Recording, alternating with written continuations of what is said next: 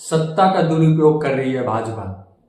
जी हाँ दोस्तों, ये मेरा कथन नहीं है, यह आरोप है विपक्ष पार्टी का। पिछले कुछ समय से विपक्ष लगातार भाजपा पे सत्ता का दुरुपयोग करने का आरोप लगा रही है। विपक्ष यह भी कह रही है कि इलेक्शन कमीशन भाजपा के लिए काम करती है।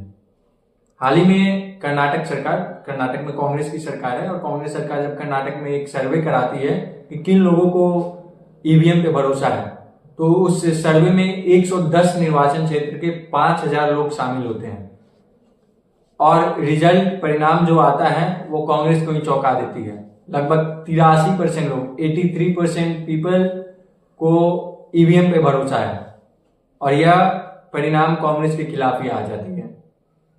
अगर आपको याद होगा तो बिहार विधानसभा 2025, उस समय राहुल गांधी लगातार एक वर्ड का यूज कर रहे थे, एटम बॉम्ब, कि उनके पास एक एटम बॉम्ब है। उन्होंने सबके सामने आया भी, और वो सब खुलासा भी किए कि वो एटम बॉम्ब है क्या, लेकिन उनके सारे आरोपों को इलेक्शन कमीशन ने तथ्यों के साथ खारिज कर दिया। अब सवाल यह है कि क्या विपक्ष के पास कोई और मुद्दा नहीं है चुनाव लड़ने के लिए? क्या विपक्ष केवल वोट चोरी करके ही चुनाव लड़ेगी? और अगर भाजपा वोट चोरी करके ही जीत रही है, तो क्यों 2014 के बाद 2018 में भाजपा छत्तीसगढ़, राजस्थान, मध्य प्रदेश, तेलंगाना, चेन्नई, पश्चिम बंगाल, इन सब जगह चुनाव हार गई?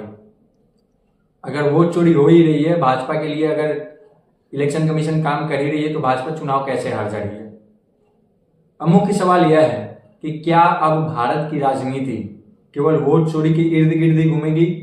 क्या यही एक मुद्दा पे चुनाव लड़ा जाएगा? क्या कोई और मुद्दा नहीं है विपक्ष के पास?